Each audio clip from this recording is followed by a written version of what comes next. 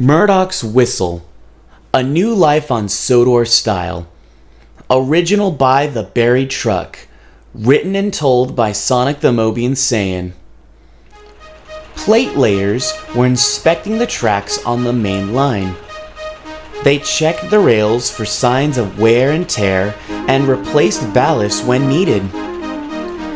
It was imperative the engines whistled to tell the men to clear the line.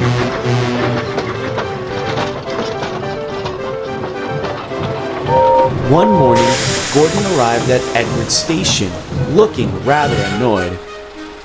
"Problem, Gordon?" Boko asked. "There is something to be said," Gordon replied, "for quiet engines like you, Boko. I could understand we must whistle for the plate layers, but some of it is most excessive. It isn't wrong, of course, but..." Gordon's speech was interrupted by a booming whistle in the distance.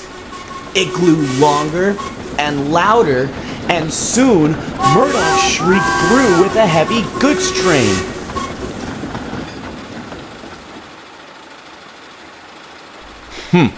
"I rest my case," Gordon harumphed.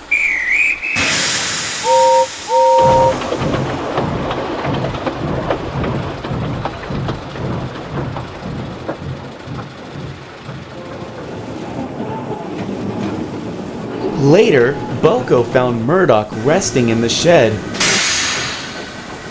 "If you've come to complain about me whistle," snapped Murdoch, "I've heard quite enough from Gordon already." "I'm not complaining. I'm concerned," Boko interjected.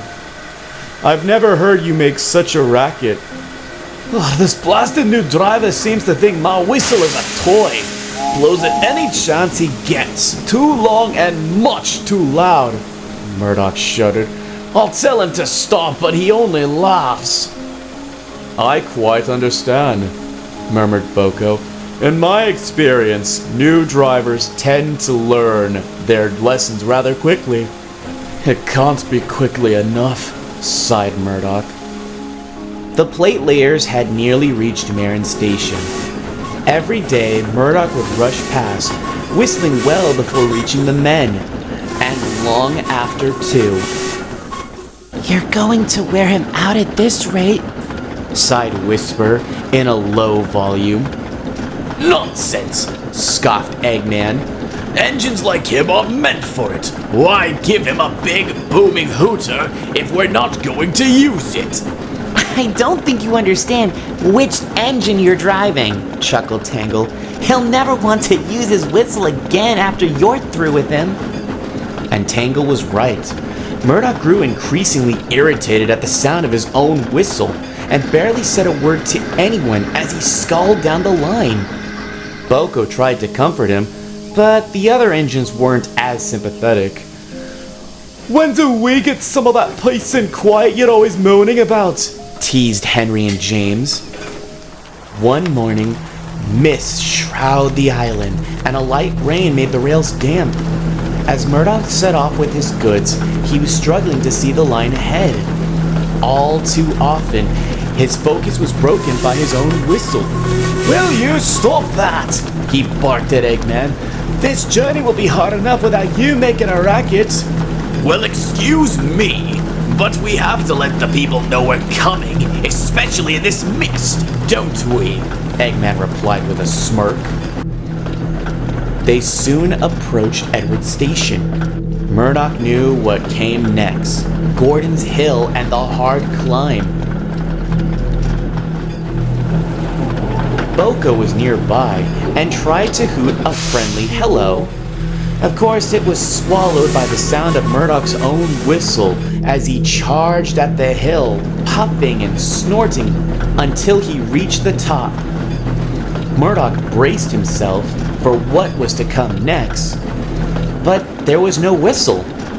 "I'm glad you're seeing sense," sighed Murdoch, "but this is one we have to whistle." I can't," Eggman cried. "Something's jammed." Murdoch went pale. The plate layers were just down the line. All three tried to pull the whistle chain with all their might, but no sound had come. Look out! Look out! Murdoch shouted into the mist. The plate layers were startled. They had seen the silhouette of an engine and jumped clear in time. With brakes screeching, Murdoch flew past, finally coming a halt a few miles further on.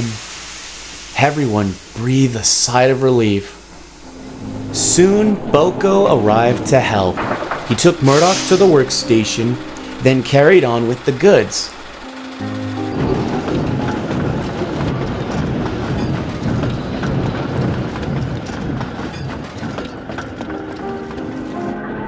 I'd say the lesson has been learned. Boko winked as he saw the Fat Controller talking severely to Eggman. Soon he came to see Murdoch.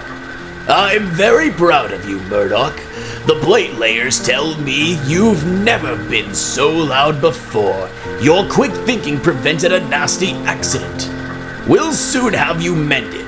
For now, I'm sure you'll enjoy some whistle-free moments of peace. Thank you, sir, chuckled Murdoch. Sure enough, Murdoch was back on the main line. His whistle was working better than ever and saw far less usage than before.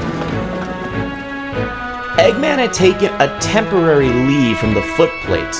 He volunteered to assist the plate layers with repairing the line.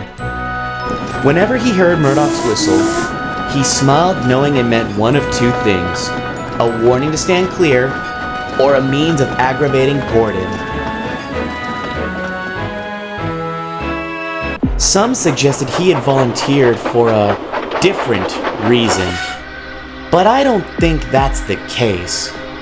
Do you?